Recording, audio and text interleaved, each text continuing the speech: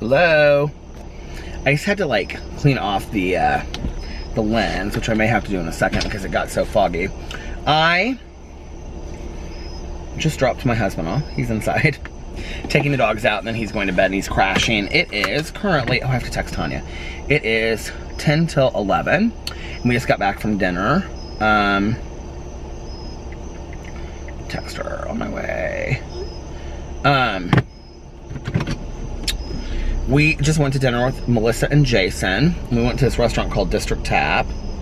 We actually ran in and saw some friends of ours that were there that we hadn't seen in a long time. And, let me turn my phone off before I start driving.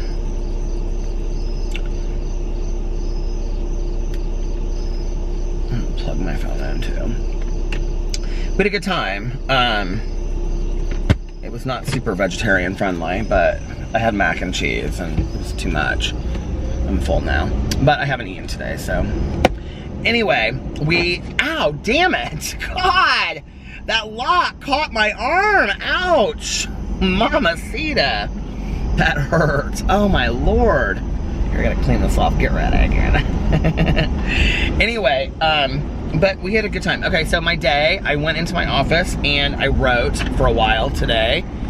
And, ow, that hurt. It like pinched my skin. And then,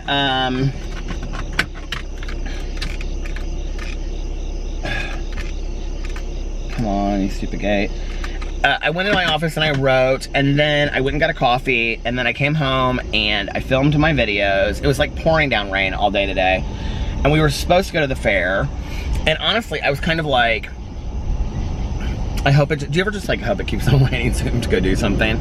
I love going to the fair, but I was kind of like, I hope it rains. I don't want to go to the fair tonight because it's going to have been muddy from being muddy, you know, like it rained all day long. Well, about 6 o'clock, it miraculously cleared up and stopped raining. So Alex was like, I'm going to be like getting home like between 7:45 and 8, and then I'm going to change really quick and then we'll go. And I said, okay. Well, then I started getting real excited about it. I was like, oh, because I like got everything done that I wanted to get done for the day. I'm like pre-filming my Peterisms and my booktube videos for next week while we're gone, and I filmed like 3 extra videos for Peterisms today. So I was like super excited that I got all this stuff done. I wrote a lot today. I read a lot because I'm like trying to finish Lucky by Jackie Collins. I'm almost done. I have not very much of it left. Because on Sunday is the book club live stream over Endless Night, Chances, and Lucky, which Chances like kind of took me some time to get through, but Lucky I just like tore right through. And maybe it's because I had never read Chances before, and if I have, like, I don't remember it real well, but I don't remember really reading it before.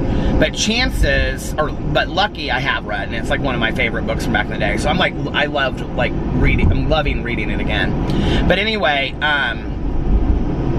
so that's on Sunday at 4 p.m. Eastern Standard Time, the live stream. It's listed below on YouNow. So I read a little bit. So anyway, I was real excited. I didn't have anything else to do, so I did a live stream this evening at like 6:30 after I fed the dogs, and then I got up there and then I took a shower and got ready, and I was like completely ready, and Alex like called me and he was like, I'm just getting out of here now, blah, blah, blah, blah, whatever. The meeting went late, and I was like, okay. And he was like real frustrated because he was trying to get out early, and he ended up having to stay later than he was going to stay. And he's like, we can't, like the fair closes, like the main part of the fair that I wanted to go to, like the animals and like walking around the food and all that kind of stuff, closes at 9 o'clock. So he was like, we can't go, like the midway where all the rides are is open till midnight, but, or is open till 11, but the rest of it was open till 9. So he's like, there's not really any point in us going. And he just kind of sounded kind of down, and I was like, are you okay? And he was like, well, I was wanting to get out of here. It's Friday night. He was like, I always end up having to do stuff late on Friday nights, you know, and have meetings and all this other kind of stuff. He's like, I'm so tired of it. And he was like, I just wanted to kind of have some fun and lay back tonight. So I called Melissa, and I was like, have you guys eaten yet? And she was like, no. And I was like, well, do you want to go eat? And she was like, yeah, Jason just got home a little bit ago, because Jason and Alex both work late on Friday nights. So I surprised Alex, and he came in, and he was like, what do you want to do? And I was like, well, we're going to go out to dinner with Jason and Melissa. He was like, oh, I'm so excited. So we went, and it was fun, and he and Jason had a couple beers, and Melissa and I joked and laughed, and there was a band, and they played Sweet Caroline, bum, bum, bum. Good times never felt so good. So good, so good, so good. Yeah, it was that kind of bar restaurant. It's called District Tap. It's okay. I don't know. It's a lot of people like my age. But we had a good time. It was fun. And we talked about how we're going to all go. We're going to Ultra next year. And we're talking about how we're going to all go to see the Halloween movie when it comes out on the 19th of October. And we were talking about some paranormal investigations Melissa and I might do. Yeah. And then we were talking, Jason and Melissa have been getting their, like, they've been redoing their bathroom for like 2 months now, this contractor. So we were asking them, like, if they had any recommendations, but I don't think we can afford their contractor. They've, like, little by little done, like, redone their whole house for the last, like, 2 or 3 years. Their house is beautiful inside now. But anyway. And then Tanya texted me and she said, how's the fair? Thank you. And I said, you like when I do that? Tanya said, how's the fair? And I said, we didn't end up going to the fair because we were going to get there too late. So we're tapped. And I said, do you want a fountain afterwards? And she said, yeah. So then Alex was like, I'm so tired. I'm going to go home and crash. And I was like, well, do you care if I go get a fountain Coke with Tanya? He was like, yeah, I don't care. Go do what you want to do. I was like, okay. So I was like, I'm going to go get a fountain Coke with Tanya, and then I'm going to vlog, and then I'm going to crash early tonight. I have stayed up so late the last 2 nights watching stupid Netflix that I've literally been getting like 5.5 hours of sleep a night. And, but I've like been so incredibly like productive. It's crazy. Like I can't even, the stuff that I've gotten done the last couple days is just like surreal.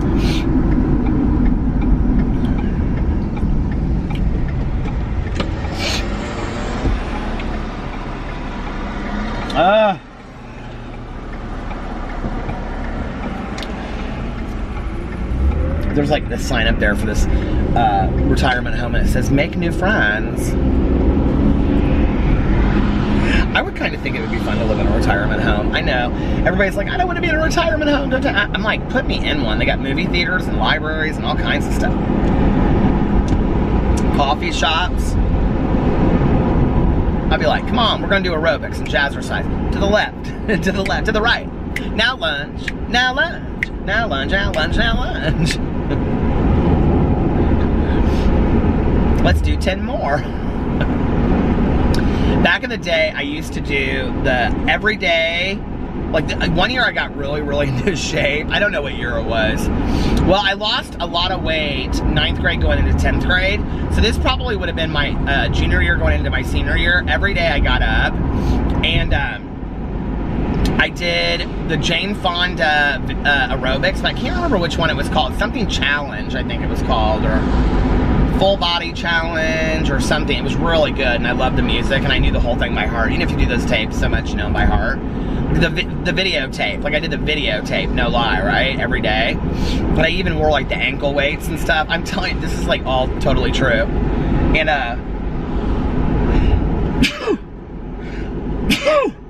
fall is here. Thank you.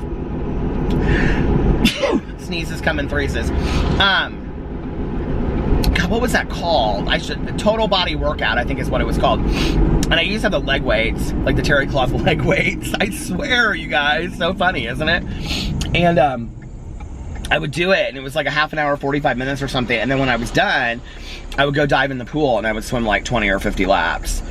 And I was in such good shape when I went back to school that year. Thank you, Jane Fonda. Do you remember what a big deal it was when Jane Fonda was on Golden Pond and she did that flip into the water, that backflip or whatever, and she was like in such great shape and she quit smoking and lost all the weight? Do you remember that? Like when I was growing up, like that was such a big deal.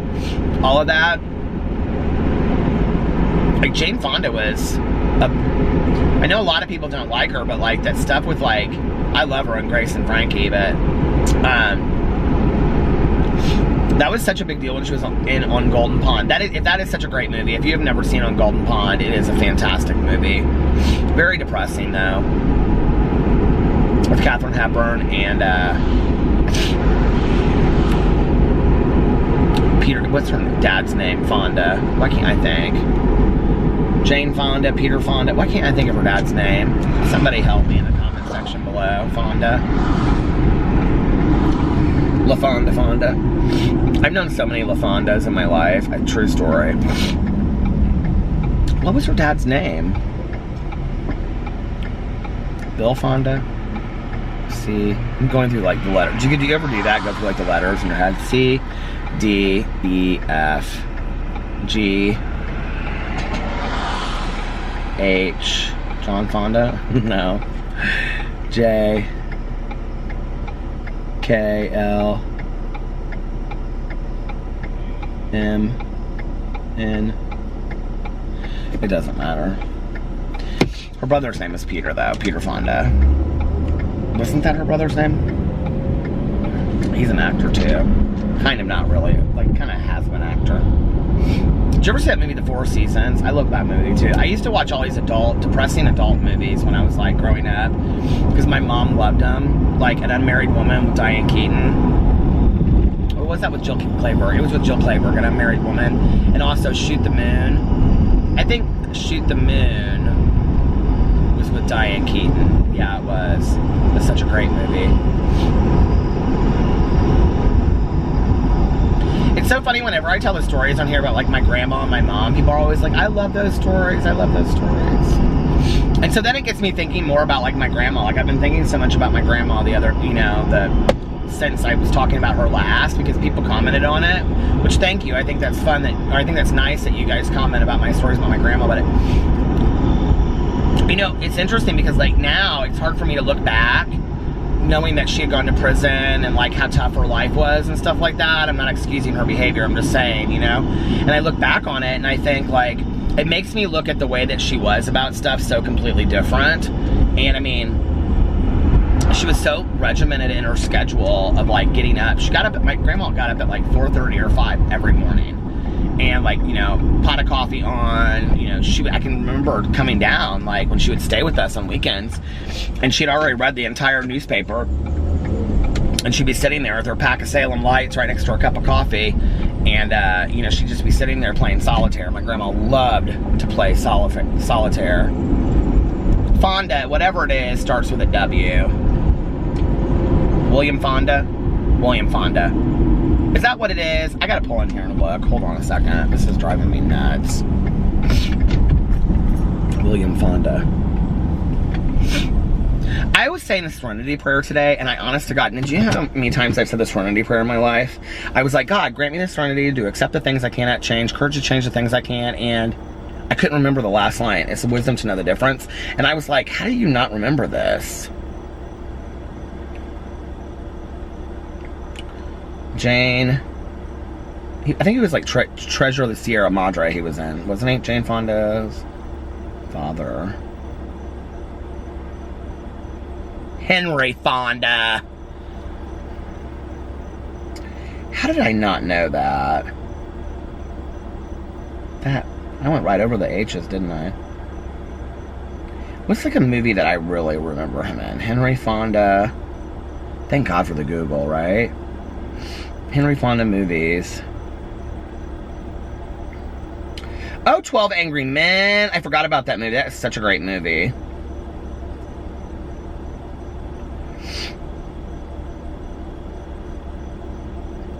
Wrong Man. He was in so many movies. War and Peace. What's like a movie that I really remember him in?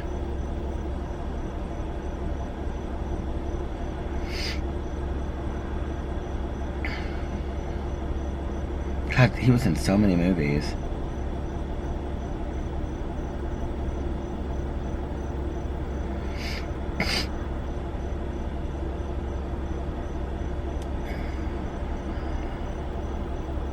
What year did he die?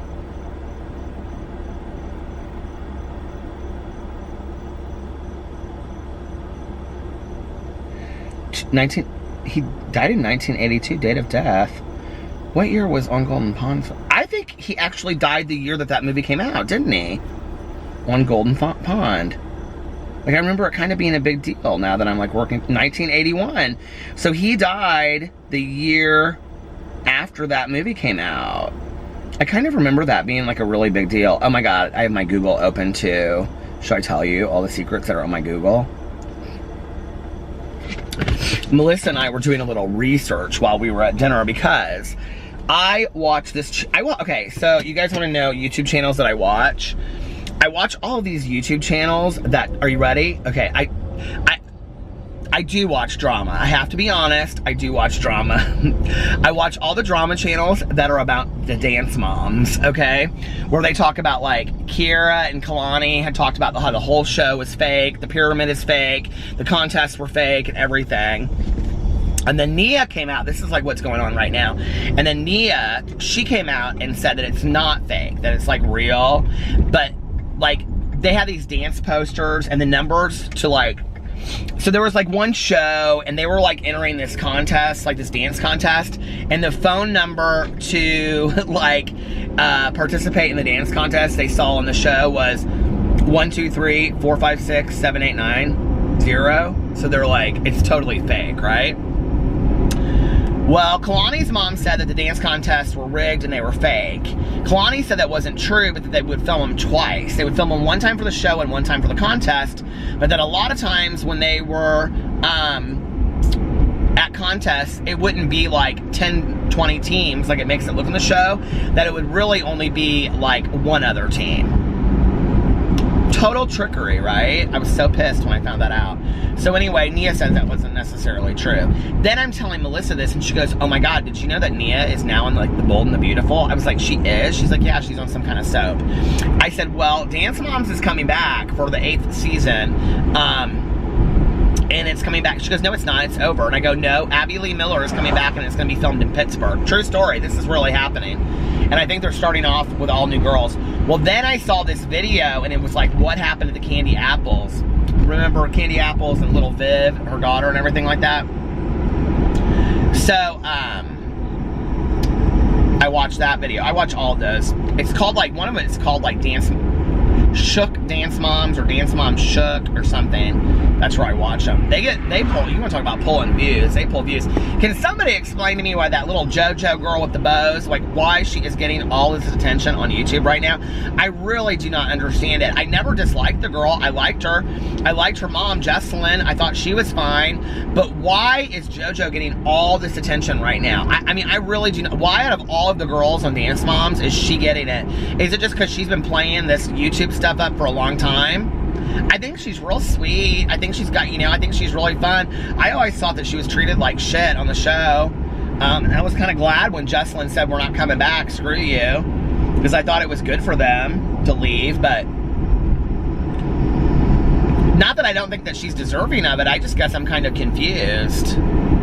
I got so bored of that whole Maddie and Mackenzie, you know, Abby loved them so much. See, Abby should have learned.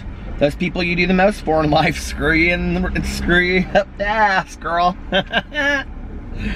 Jeffree Star knows all about that. No, I'm joking. But anyway, I mean, that's kind of like what that whole show's been about for years now, is Maddie and Mackenzie. And I think they're both very sweet kids. Like that Mackenzie wasn't as great. I mean, always putting her in like a little bumblebee costume or something, making her be like a bumblebee.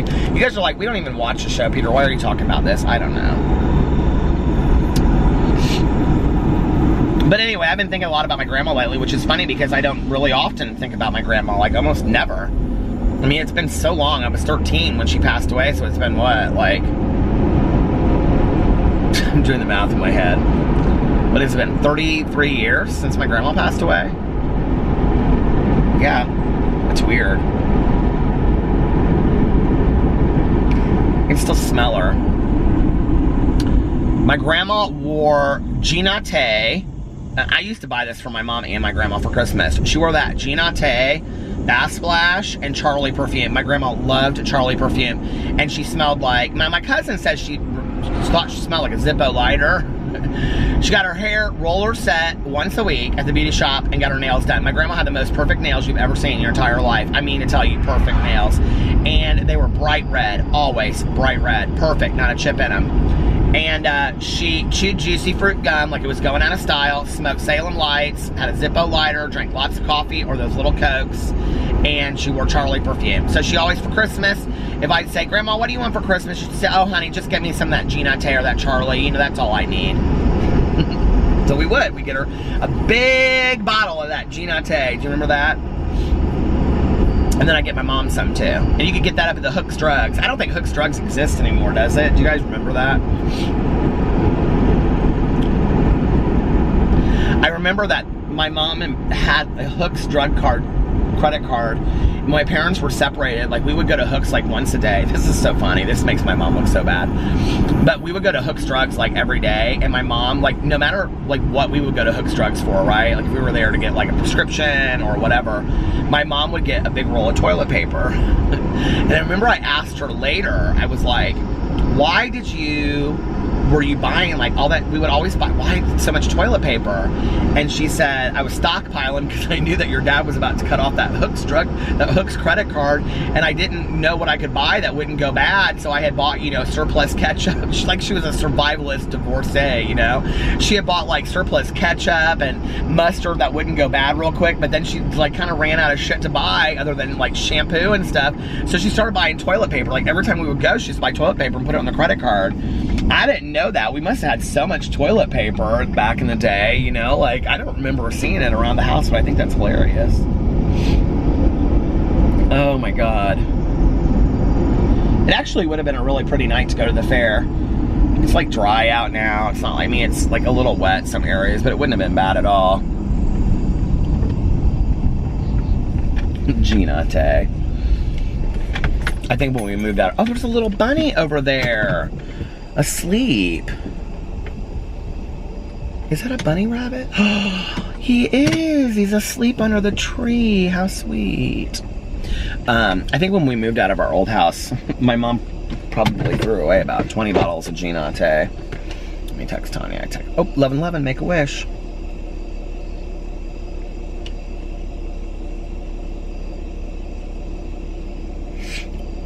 Why am I trying to set my alarm?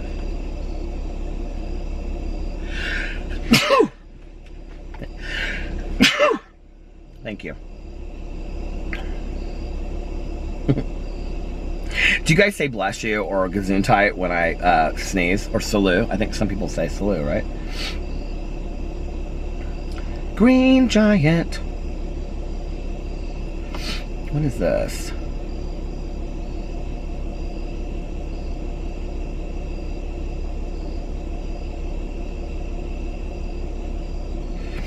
Oh my Lord. I get so much drama sent to me, and I sometimes don't even know what to say about it. So sad about Aretha Franklin passing away. Isn't it so sad?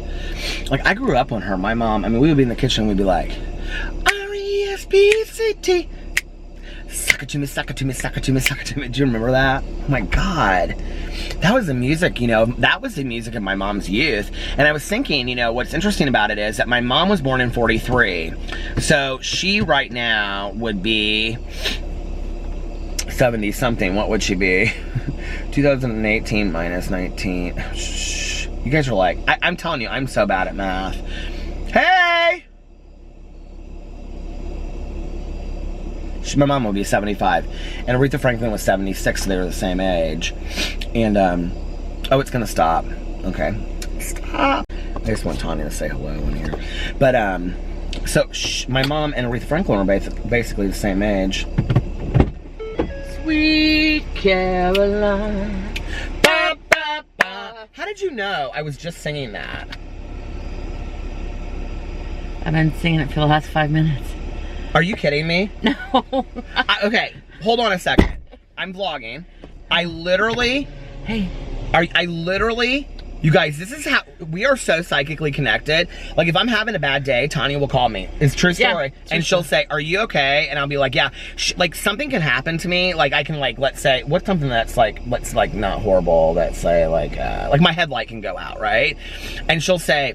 She'll call me like 5 minutes later and she'll be like, are you okay? And I'll be like, yeah. And she'll be like, I was just thinking about you. Are you? I'm like, oh, my headlight just went out. And then the same thing, I'll do the same thing for her. I just started vlogging, and when I was on my way over here, I literally, you guys, it just stopped. I didn't tell her anything. I reached over and I started recording it again. She just got in the car. On the way over here, I was just singing that song. Exactly like you on the vlog. That just been singing it. Isn't that so weird? I've been singing it while I was getting Nancy's stuff ready for And then her I was birthday just singing party. Aretha Franklin. Suck it to me, suck it to me, suck it to me, suck it to me, suck it to me. R-E-S-P. What's our, so real quick before we go, we'll have to tell them our songs. Our songs are Whiskey Lullaby. Midnight End of a... Midnight Lat and End of a Cigarette. How's it go? What's our other songs? We love that Whiskey Lullaby reminds us of being in recovery. Rock me, baby, like a wagon. A Wagon Wheel by Darius Rucker. We love that song. Who Bob Dylan first did it. Yeah. And then the old Whitney, we love that. I wasn't gonna say no Old Whitney, but we do love Old Whitney. But what's the band that sings that song? Hold on, really quick. Artists, because they do a really good version of it too. Old Crow Medicine Show does Wheel of Fortune. Oh, do they? Wheel of Fortune? You know, can I just tell you? Okay, can I just tell you that I fell down this rabbit hole of these gossip sites for about like entertainment television and stuff, saying that Vanna White got fired from Wheel of Fortune at like 75. Did you hear about all this? She did not get fired. She didn't get fired. No, she's still on the show. She is messing up a little bit. I watched her the other night. Well, apparently there's something wrong with her. I can't remember. I read it. I mean, it's hard to spin those letters. Yeah. Wheel of Fortune is not even the real show that the same show that it used to be anymore. It's kind of weird because they do like, instead of just like this, they do these and these, just all confused. And then they give them like 15 letters. Oh, because some guy was on there the other night, won like 60,000. He was so arrogant. He was like, 2 letters would be up, and he was like, beautiful creatures. Hold on a second. You have like a hair hanging off your nose. It's probably from one of them 50 dogs smell I've been good. saying. Thank you. Okay, so we were talking about quiz shows. I always talk about my grandma. What do you refer to my grandma as? Jailbait. My jailbait grandma. My jailbird grandma. Jailbird, yeah, I did. Anyway, so my grandma. Wait. Excuse me, I was like the head of my Bible quizzing. Like right oh my God, I need my face shaved. Okay, it's not hairs on you. It's like dog hairs. Bible quiz, I was number 1. Beep. Bible 1. Boop. Acts 2:38. Boop. Do you still quote the Bible verses today, every day? No, not every day. My dad always goes, many are called, but few are chosen. Yeah. My dad had to memorize Bible verses too when he was growing up. Like, he knows, my dad is like not the one to get into an argument about. He uses it like. Yeah, he's literally. Oh yeah, like when people come for him and like, well, says in Leviticus that a man, he'll be like, let me tell you, and he like starts quote because he knows it all. But when I was growing up, my grandma was telling the story the other day. I've told you this a million times. That I would be sitting there and we would be watching Price is Right, and my grandma would be sitting there smoking one Salem Light after another, and she'd be like, 32 cents. I'd be like, Grandma, how do you know that? She'd be like, Grandma goes to the grocery store all the time. We should know that because we go to the Walmart all the time. My grandma would Walmart. Well, you need some. No. I need to stay out of the Walmart. Oh, I need like a tomato and an onion, but that's about as good as it gets tonight. I need a deodorant, and then I'll end up spending $75. Not if we be good. Would you rather go to the Walmart or the Meijer? Well, what do you think? You love them at Walmart. Well, I don't like. The lines there are so... I like Meijer better. This is the thing about Walmart anymore, is that when we go, they're always stocking the boxes. It's so loud that there's 900 people in there with their kids at 3 o'clock in the morning. Meijer is like peaceful. And then everyone opens the register for us that they know us. Everybody is nice at the Meijer. Oh, except I miss that one lady. I never see her anymore. No, I saw her somewhere else. I told you that. She works somewhere else now, remember? No. Yeah, I saw her somewhere else because she was like, where's your friend? Yeah, I told you that. And then... This is the first time I've been out of the house today. This is the first time you've been out of the house? What's going on with you? Well, I cleaned my room and watched 2 movies and started a book and cleaned the kitchen. What book did she... She read 6 books last week. I did. I started this stupid book. It's called The Affair. It's 99 cents on Kindle. I've got a budget. She reads all this crap. Okay, you ready to go? Mm-hmm. I think I want a cup of coffee, not a fountain tonight. I think I want a water. We're gonna have to stop calling them fountains. It's just fountain night. It's just fountain night. Okay. Hope Tony's working. Say bye. Bye. She said, just turn it on me. Okay, it's just on me. It's not on you at all. But you have to talk. You can't not say anything. Turn it on you. Time, just be in it. You look cute. She's eating jalapeno crackers. Can you say jalapenos? Jalapenos. We were dancing in the gas station. What were we dancing to? Why was that guy in there with no shoes? That was gross. This guy was in there with no shoes, and we go, no shirts, no shoes. I thought he was gonna punch you out. He thought you were funny, but he didn't like me. Oh yeah. I don't think he liked the gays, is what it was about. It's okay. Maybe the gays don't like you. That's right. Anyway, Pumping we were his dancing. gas in barefoot. He was pumping his gas barefoot. Pumping his gas. Maybe he lost his shoes. Oh, we should have offered him shoes. We should have thank offered. God we have shoes. You bought cigarettes. Though. Okay, I have to tell you guys something. This is such a funny story. So, Tanya and I was actually just talking in my video today about how we always talk about how we solve the world's problems driving around. But, like, if one of us is having a shitty day, like, the other one doesn't really ever look at the other person and say, girl, like, seriously, you need to just get over it. Like, sometimes he does. Sometimes you do. I do. Okay. But typically, we're very, like,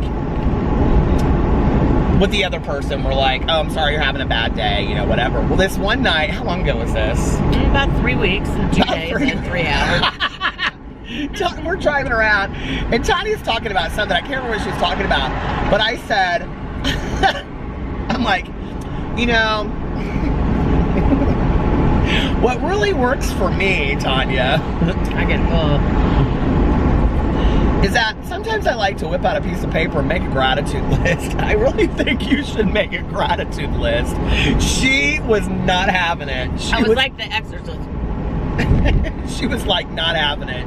She was like, I need to make a what? I need to make a gratitude list. And you're like, what? Let me tell you how grateful I am for my life, okay? I am grateful. I am. Shout it to the mountaintops. Ah! That bird's creaking. True story. You know what Tanya bought back in the day? One of those shakers. And every time I came in the house, she'd be like, look, it really works hard on your arms. It doesn't. My arms don't work. It's called surgery. Which I had money saved for, and now I have to spend it on taxes. Isn't that the truth of life, though? I hate it. $12,000, boom. Taxes. Just when you get money for something, it's like you have to... Anyway. Something happens. Something happens. We were dancing to Don Henley. That's who it was. Back in the high life again. Isn't that who it is, Don Henley? I don't think so. We were dancing in the gas station. Get down on it. You better get down on it. We are family. What movie does that remind you of? Waiting to Exhale. Waiting to Exhale. That is such a great movie. That is a good movie. I was watching The Big Chill. I love when she flips that thing. Oh, The Big Chill's so sad. I like when but it has all the music in it, the Aretha and all that stuff. My mom loved that movie. My friends and I liked that movie in high school too. We used to do that movie. We used to get stoned and watch that movie. Or have it playing in the background. What? Play backgammon, watch Big Chill. I like in that scene when he says, we weren't really ever friends.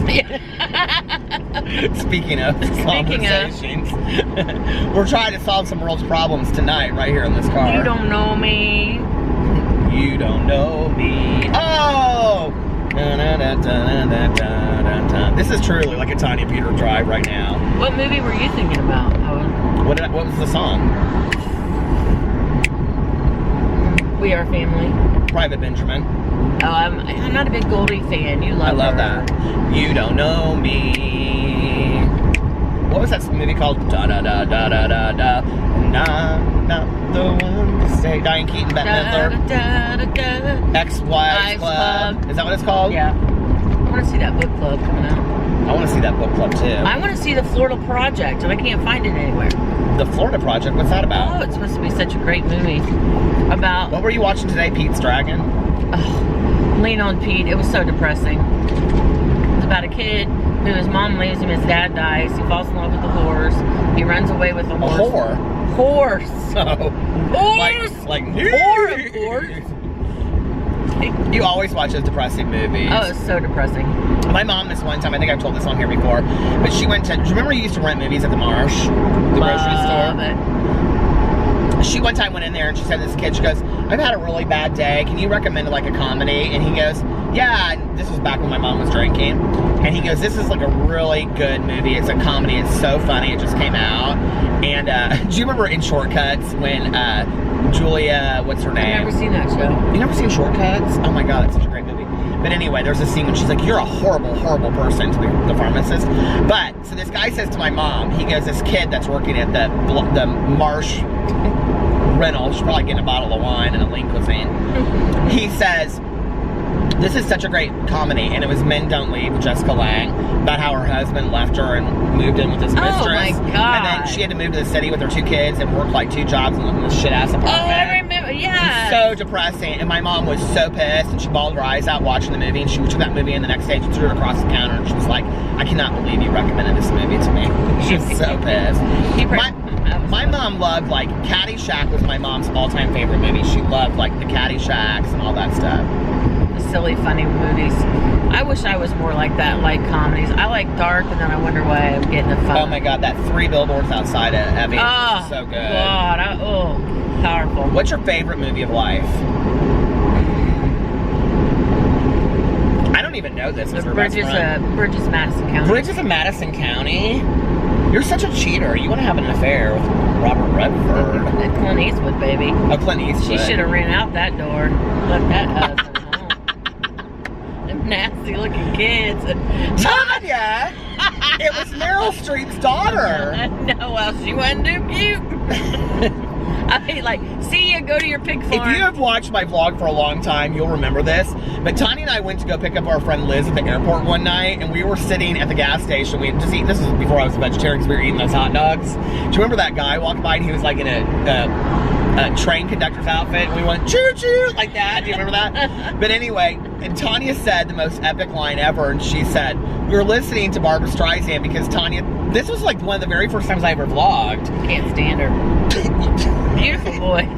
Tanya goes, what'd you say? Beautiful noise, but you can't say. Beautiful voice, but you can't say enough about her nose. So Tanya has this story about she was on this houseboat with her friend. Tell the houseboat story real quick. Oh my God, it was the Yentl soundtrack. The Yentl soundtrack? Oh God, it was horrible. Kill it. And it played, she played that thing. That's how old I am, it was a cassette. Played it. Papa, can you hear me? Papa, yes. Papa, can you hear me? I'm about ready to kill myself.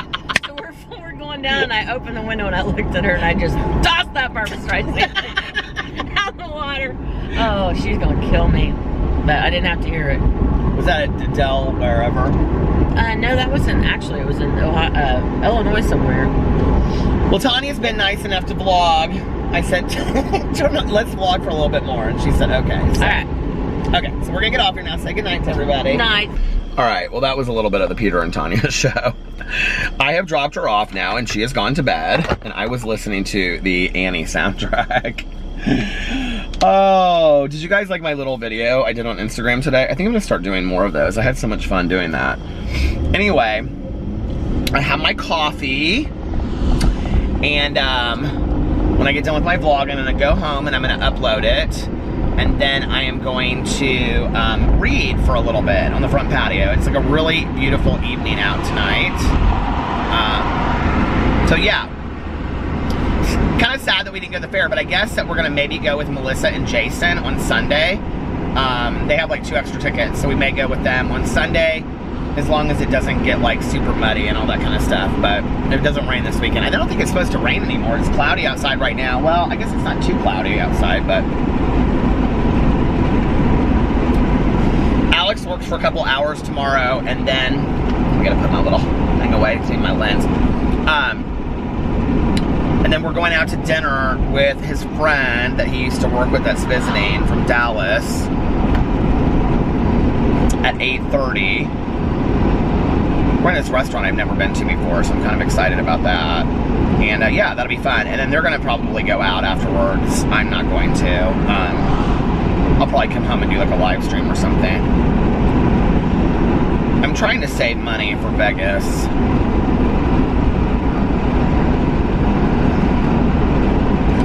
I don't want to spend a bunch of money now when we're going to be leaving in like 4 days, you know, and it's money that I could be saving to go to Vegas and have a good time there. So I'm trying to save it for that.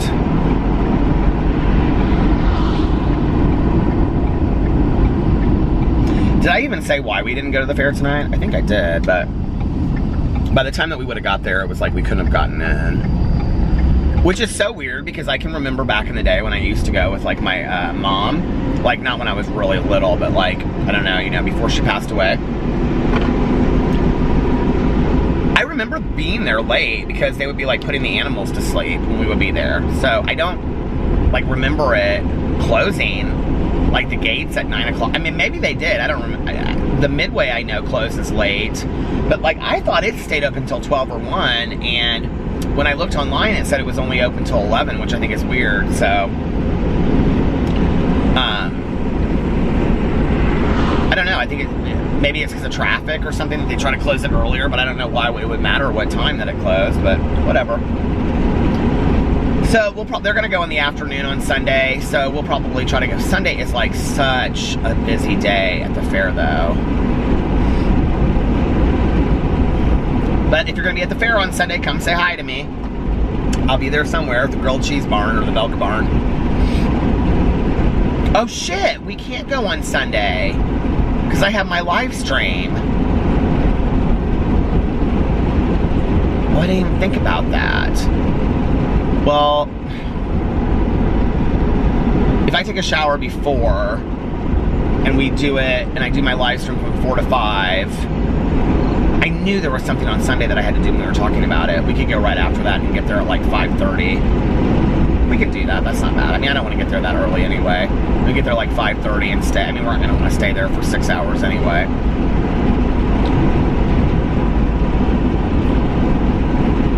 We'll do that. I'm not postponing the live stream again. I put it off so much that like, and you know, I think everybody's caught up on the books now. So, what is with this? Like these people's lights behind me keep on changing between like blue and white. It's really weird.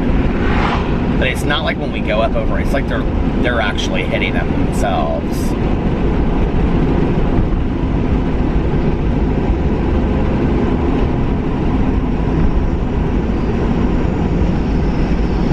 Weird.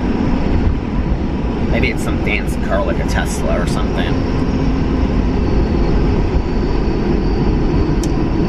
Anyway, did you guys hear the crickets out tonight? The cicada. I put them in my book that I wrote. There's a part where the main character just goes and he just sits down in the middle of the road and he just listens to the cicada sing their song.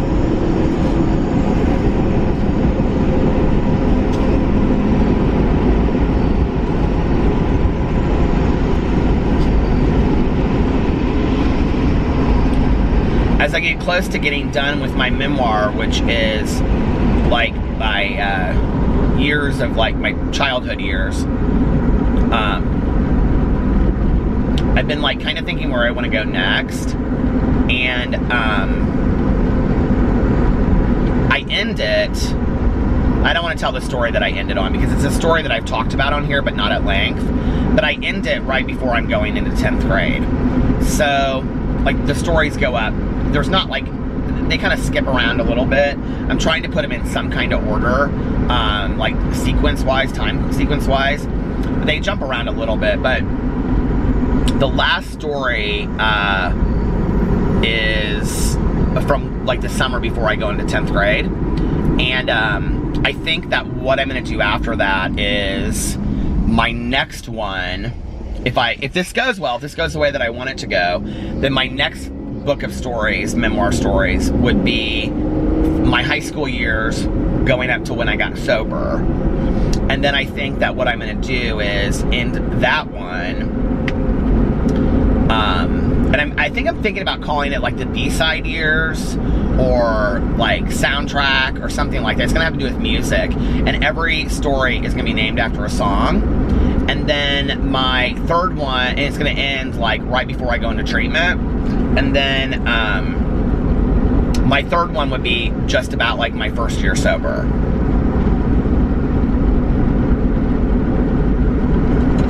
At least that's what I want to do. But, you know, like maybe I'll write this one and nobody will care, and, you know, who knows? We'll see.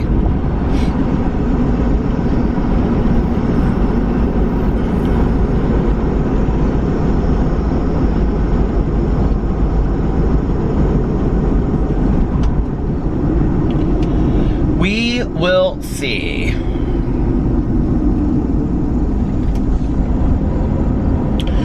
I really love writing fiction, but I think that I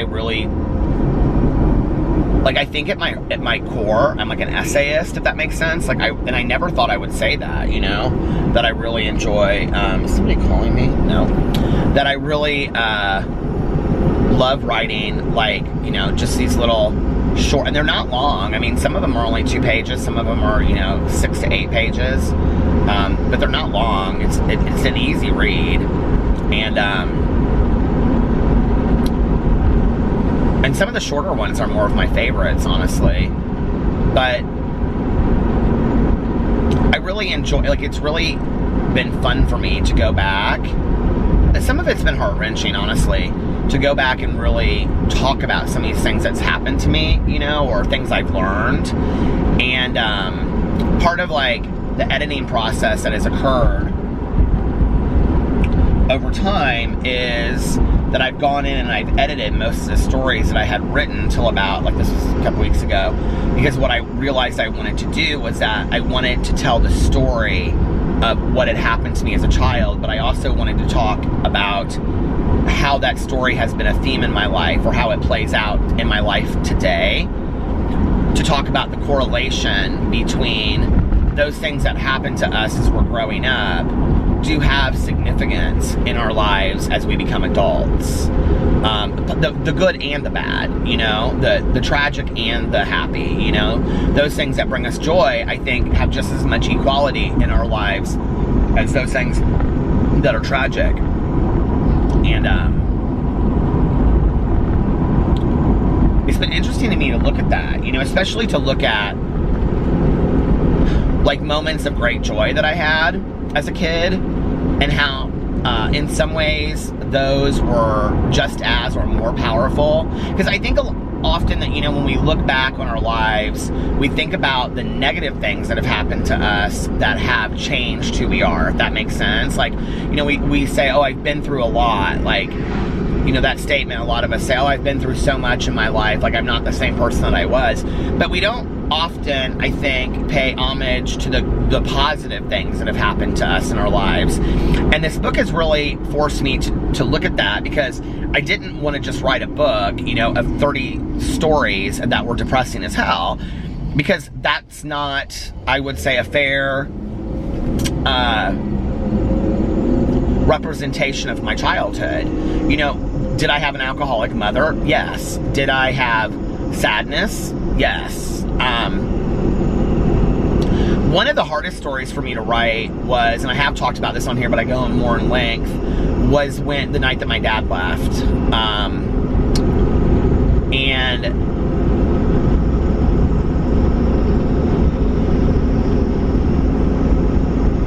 the other thing that's been interesting is, like, you know, I tell the stories on here, but, like, sometimes when I'm sitting down writing, like, I have found that I remember more details about it, especially while I'm working on a story. Like, you know, I work on it over a period of a week. So while I'm working on a story, I, like, remember it clearer, you know, which is interesting. Or I remember it differently than I thought I had remembered it.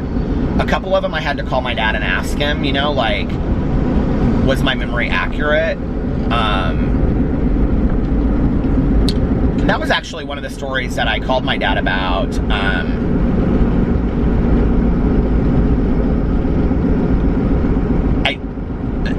It was hard. It was hard to have that conversation with my dad, because what I remember was my parents very rarely fought.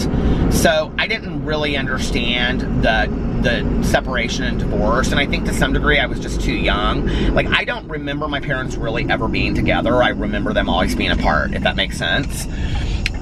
So I can't really say that I think their divorce really affected me. I mean, I'm not one of those kids that has huge relationship issues because of my parents' divorce. Like, I honestly, like, all of my memories are really about my parents not being together. So I don't remember them ever really arguing. And I mean, I have a few memories of them being together, but I was very young. I don't, you know.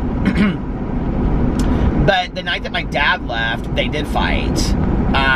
You know, and I knew later, because my mom had told me, that my dad had told my mom that year in August that he was leaving in January. And I think, you know, I don't know why he told her that. I have no idea whether it was to prepare himself. Like, when I was asking him about it, he was like, I don't remember a lot, Peter. I mean, he's completely supportive of me writing this. He doesn't care. He's like, you know, it's your life. He was like, you know, yes, I'm part of that, but it's your story. You tell what you need to tell. He's really supportive of me telling it. But, you know, like, when I said that to him, he's like, yeah, I remember telling her that, but I don't remember, you know, I think that I didn't want to lie to her when I was looking for an apartment, and I didn't want to, you know, go behind her back, and so I was just honest with her. I wanted her to be able to prepare herself. But I think that what happened with my mom was, I think she didn't hear, like, I'm leaving in January, which I really think that's kind of a shit thing to do, honestly, is to tell somebody, like, and he and I have had that conversation, you know, like, not recently, but years ago, you know, that to tell somebody, you know, I'm leaving at a certain time or whatever. I don't know, like, I understand where my dad's coming from with all of the, like, wanting to prepare somebody, is what my mom said, that she thought, you know, maybe he was trying to prepare her. But at the same time, like, I think my mom thought, well, like, she lost, I mean, she went from, like, a size 10 to a size 2 or something, or a size 0, or I don't know what. She, like, lost a shit ton of weight as soon as my dad told her that he was leaving. And so I think my mom, like, thought, well, I'm gonna fix this, you know? Like, I'm gonna do all this kind of stuff and fix it, but there was no fixing. Like, he was already gone, you know? And so I remember them fighting that night, and she just was like, I can remember them at the top of the stairs, and I don't remember the story really well. I did tell it on here, but my neighbor Jesse, who is my friend, came over. I think that my mom or my dad had called her mom and had her come over and get me or something. And I remember we just walked circles in the neighborhood singing Christmas carols until my dad left. But I remember them at the top of the stairs fighting. What I didn't remember until I talked to my dad about it was that my mother was highly intoxicated that night. And, you know, there's just a lot of painful stories in there. A lot of things that I thought I knew the facts of, like from the Christmas that I talked about, how, like, my dad's nurse came and picked me up. There was a lot of facts that I wasn't accurate about on that I thought I didn't get right. So there's a lot of fact checking that I've done with my dad. You know, asking questions, some of it with my stepmom as well. I've had to, you know, talk to my cousin Caroline about some of the things. Reading my mom's journals has really helped me kind of figure out some of the things. But, you know, like, I mean, her point of view wasn't always fair, I would say. So it's me kind of deciphering a little bit of, like, what's accurate and what's not, but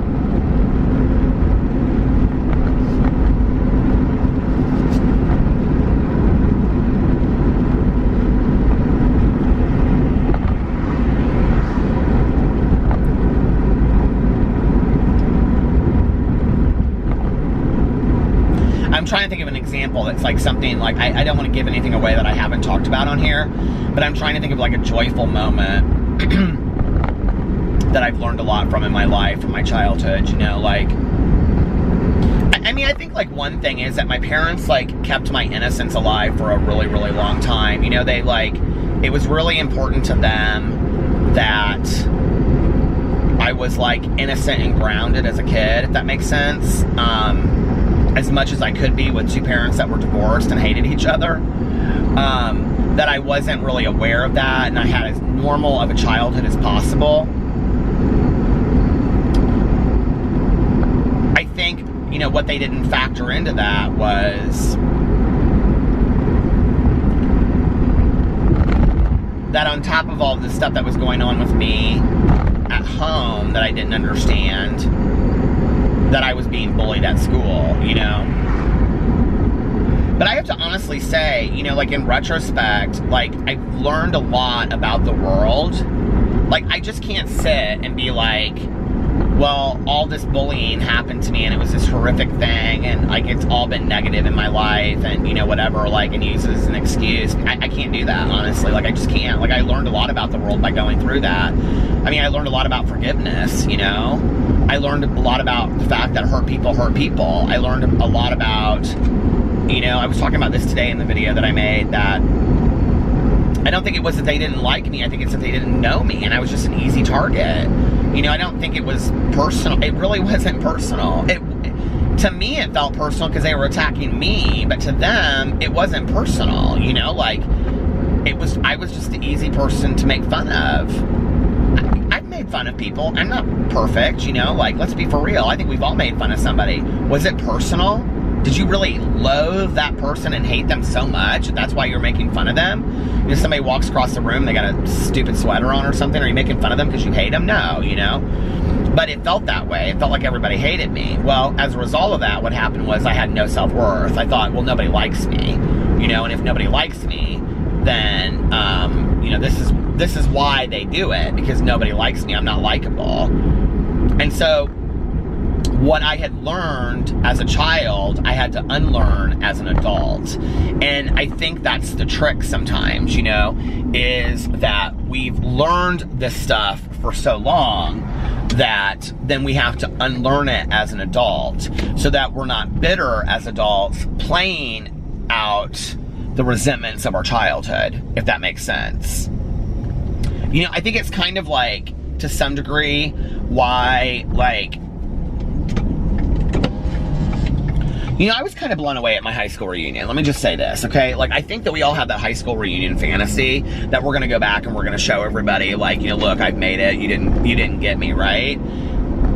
That wasn't, like, my intention of going to my high school reunion, but I went to my 10 and that was bullshit, but I went to my 20 year and Alex went with me and we went with another friend of ours who was very bitter about the world.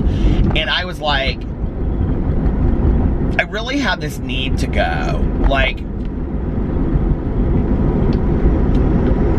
it was at a point in my life where I was, like, I'm extremely happy now, and I have, you know, like I always say, an amazing life, but at that point, which it would have been, what, 2010, so 8 years ago was my 20-year reunion. I really, God, that's so weird. In 2 years, it's going to be my 30-year high school reunion. I can't even believe it.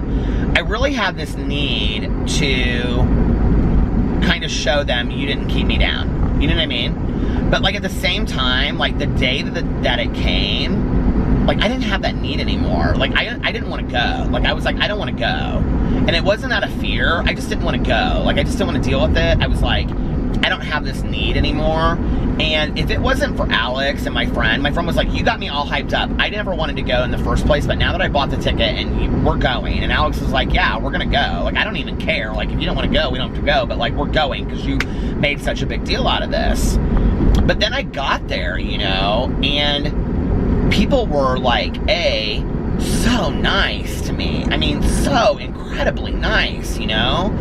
And for once in my life, like 20 years later, I felt like part of something that I was never part of, you know?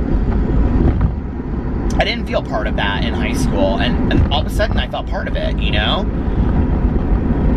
And I think we all do want to be a little popular to some degree. You know, I think we do. I think, you know, it's like that scene from A Breakfast Club when you know, Molly Ringwald's like, I'm so popular. You know what I mean? Like, I mean, I think there's a part of us that want that because we think it's easier, but I don't know. Maybe it's not. You know, everybody's got their own high school. Maybe it's tough. It's like my friend that I ran into that I talked about in my vlog that said, you have no idea how tough it was for me, you know?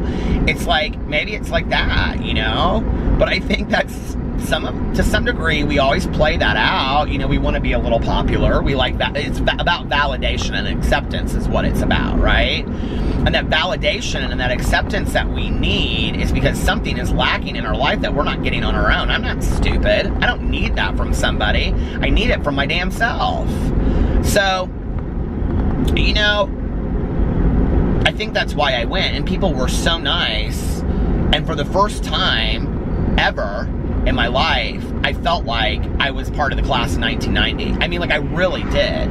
You know, it was the first, I mean, people were like, oh my God, Peter Monn, oh my God, hey, how are you? It wasn't like, there's Peter Monn. You know what I mean? It wasn't like that disgust that I got when I was in high school. I mean, people were like very interested in me. And, you know, that was when Alex and I had started our website and we're interviewing a lot of celebrities and, you know, people, I think, were just intrigued by my life, and people were very, very nice. Very nice, you know, and apologetic. I had people come up to me and apologize for how they treated me in high school. I didn't even know I went to high school with them. I was like, we went to high school together. I don't even know who you are, you know? And what I realized was we're just a bunch of kids that had grown up, you know? We're all just a bunch of human beings having a human experience. It's just not that deep, you know? It's like, we get hurt. Our feelings get hurt. I don't want to hold on to that for the rest of my life, you know, from anybody. What time am I at? Oh, 22 minutes and 40 seconds. I mean, it's painful to hold on to that stuff, you know? For you, like, letting people rent space in your head for free, I don't want to do that. Do you? I don't. I want to have a good life. I want to be happy. I don't want to live in pain and misery and sadness. You know, I don't think anybody does. Okay, I'm at 23 minutes, so I'm going to stop it and I'll come back and finish this. I don't even know how I got on talking about my high school reunion, but anyway, I'm like backtracking in my head. But it was, you know, it was a good experience for me.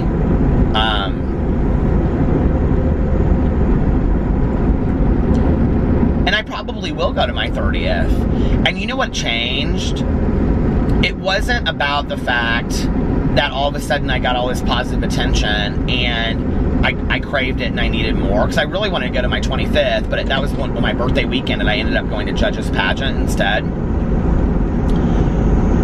And that was really small. Like, the first one was big, but this, like, the 25th was small. Like, a lot of people didn't go to it. It was just at, like, this restaurant in Carmel, where I went to high school. But like, all those people that I had grown up with, that shared classes with and had stories with, it was like, I could look past all of the BS, you know, and just see them as, we were people that had shared a period of time together, you know? And that was pretty cool.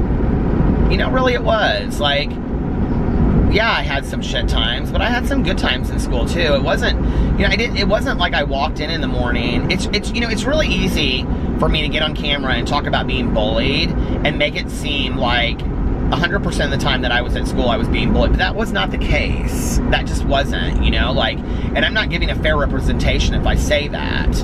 You know, were there people that I steered clear of because I was afraid of the consequences when they got in my face? Yes, on the daily. Were there things that happened to me, from my car to my locker to my shit being vandalized? Yes. Did people make fun of me to my face, behind my back, in classes, in the hallways? Yes. You know, was I harassed in many different ways? Yes. I had some dude, I've talked about this on here before, but I had some dude that, like, you know,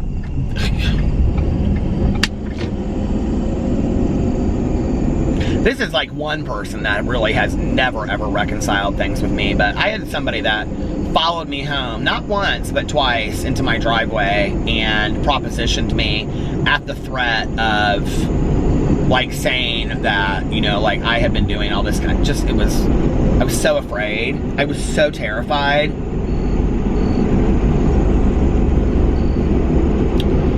So, you know,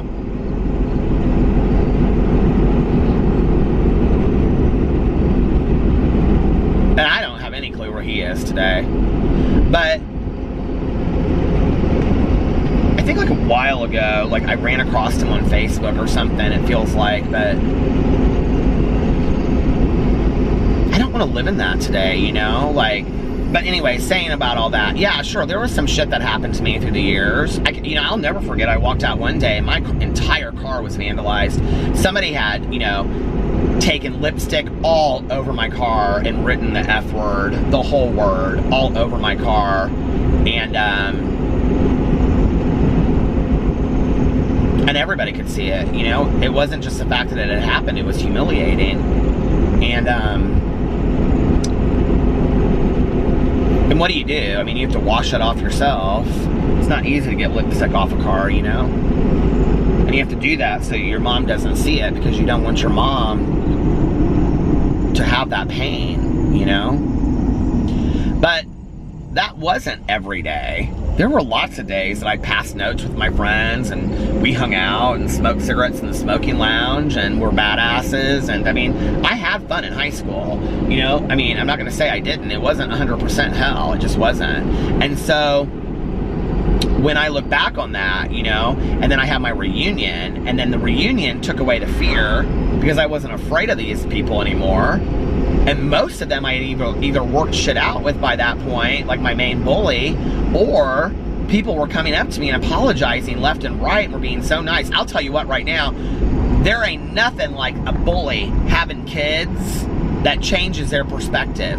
Because almost every person that had bullied me in high school, okay, girls and guys, because I had my fair share of female bullies as well, came up to me and said, now that I have kids, I feel like an asshole for what I did to you. And I think it really changed their perspective, you know, is when you, I don't know, I don't have kids, but when you have kids, it's like, that stuff I did to somebody, like I would never want that happening to my kid, right? And all these people came up to me, and I was like, yeah, no problem, like, hey, that was 20 years, let's let it go, you know? And then all of a sudden what happened was I realized that we just had kind of been people that shared an experience together, you know? We shared 4 years together in a building. We had good times, we had bad times. I don't know what those people went through. Hell, you know, we had kids that died in car accidents. We had all kinds of stuff happen. My experience wasn't the worst experience in that school in 4 years, I can tell you that. There were people that had it a lot worse than I did.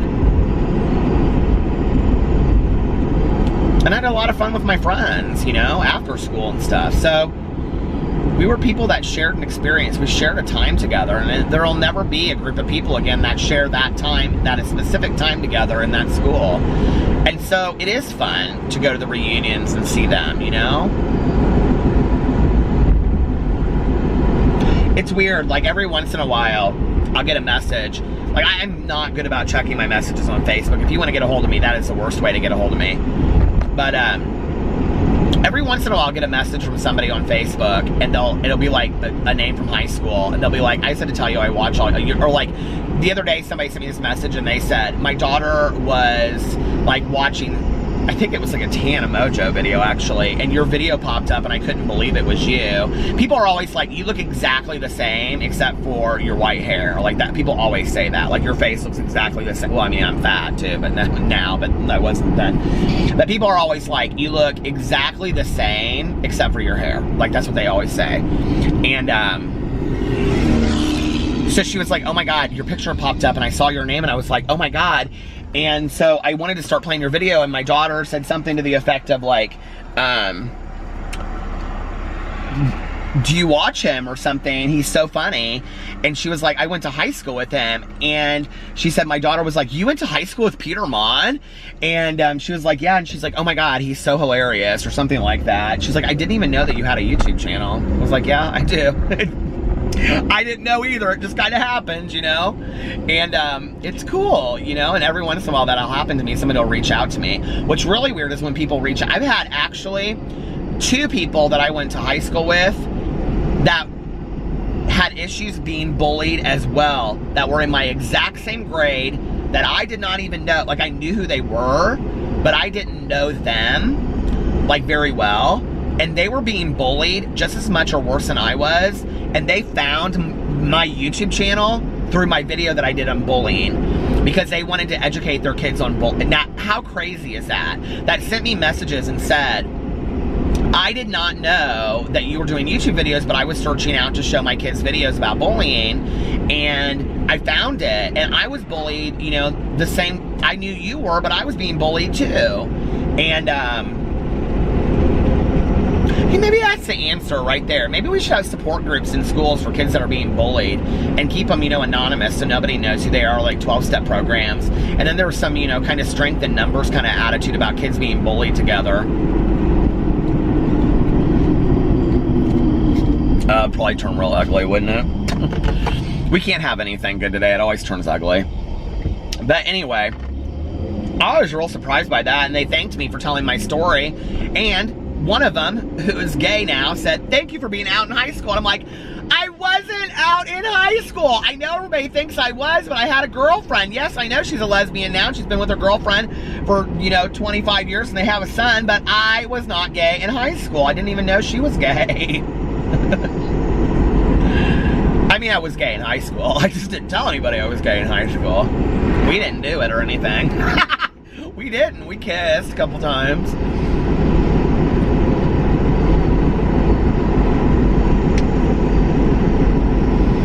I remember the first time I really kissed a guy.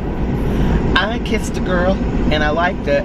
No, I remember the first time I really kissed a guy, and it was at this party and we were playing this drinking game, and I thought he was so handsome. He was, well, handsome is not even a good word. I thought he was so sexy. And oh my God. And somebody like dared us to kiss, and I was like, oh. Well, drinking helped out in some situations, I guess.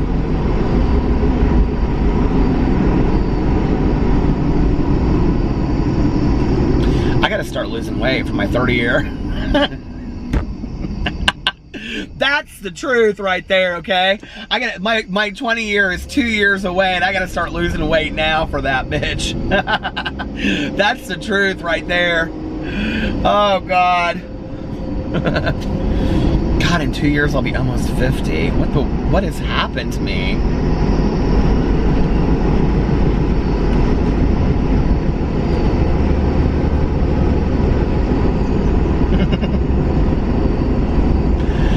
This YouTube shit secure. Like, seriously, I don't have as long as some of these kids. I mean, like, the shelf life on my YouTube career is probably maybe another 10 years, don't you think? If I'm lucky, maybe 5. I mean, how many 60 and 70 year old, I mean, there's a couple I know because people put them down in the comment section below, but like, who's gonna be watching a 70-year-old man do drama videos? Nobody. Let's just be for real. I gotta get this shit happening now. Okay, I gotta get me a TV show. No. It cracks me up when people say that. I'm like, do you really think I would ever gonna have my own TV? Okay, listen. Well, I guess I don't ever rule anything out, and I would love to have my own TV show, but at some point you have to kind of just be like very realistic about your life, you know? You can dream big. No, I actually wouldn't say that that's like one of my dreams, to have my own TV show. I'd like to have a talk show, you know? I'd like to do something like Andy Cohen. I think that's cool. But I don't know that I would really want... If I could do like a show like Andy Cohen, but on YouTube, I would live. Like, I would love to do that, right? But the thing is that Andy Cohen can have those people on there because they all work for Bravo. So like, if he calls up Vicky from the OC and says you're gonna be on my show on Tuesday, she's not gonna say go fuck yourself, right? Because he's a producer on the show, so she's gonna show up for the show. But if I sat down and said, okay, Jeffrey, you and Manny are gonna be in a video, we're gonna do a video on Tuesday, he'd be like, no, I'm not. You know what I mean? Like, let's just be for real. But I think that would be so much fun. I would love to do that on YouTube. And I think in 10 years, I think YouTube is going to be more like streaming television anyway, like cable and stuff like that. I think people today either watch streaming television or YouTube or both. I don't think many people really watch cable anymore. I think I'm one of the few out there that still has cable and watches it. I think everybody else got the Roku and stuff like that. I was talking to this friend of mine this week, and she's like, I made a list of all the things that I want to like buy in the next year. And I was like, you did? She's like, yeah. And I was like, well, pull it up on your phone. So she was sitting there at coffee, right? She pulls it up on her phone, and I was like, what's on there? And she's like going through it, and it's like chicken coop. What is it in Indiana with people wanting to have chickens? I don't understand that. And this is what kills me, that they always say, well, we can have fresh eggs every day. How many eggs do you eat? Seriously? I don't know. And like, listen, I love eggs, but I mean like scrambled eggs and an egg sandwich at McDonald's and stuff like that. But I don't, it kind of skeeves me out a little bit. Listen, if y'all have chickens out there, I think it's real cute. Okay, I do. But I think it would weird me out to some degree to go out there. I don't know. Are they nice? They don't even look like they're real nice. But people in Indianapolis, I don't know if this is like a new trend or something, but like everybody wants chickens. What is that about? So anyway, she's like, well, I want a chicken coop for my backyard. I was like, okay. She's like, but my husband, he doesn't really want chickens. And I'm like, okay. And then she's like listing off this stuff. And like number four, I just started losing it, okay? I started laughing my ass off. She goes, what is so funny? I said, I think that thing is so funny. And number 4, she goes, and I want a Roku. And I'm like, I don't know why I think that Roku thing is so funny, but I do. I'm so popular. I haven't watched The Breakfast Club in a really long time. I need to watch that movie. I love that movie. I love all those I think I called them John Waters movies the other night, but they're John Hughes. I love John Waters movies too, but they're a little dark, aren't they? Anyway, all right, you guys, listen, I'm going to get off here. It's Saturday. It's Saturday for me now because it's past midnight, but it's also Saturday for you. I hope you're having a fantastic weekend. I love you, and I'll see you tomorrow. Bye, guys.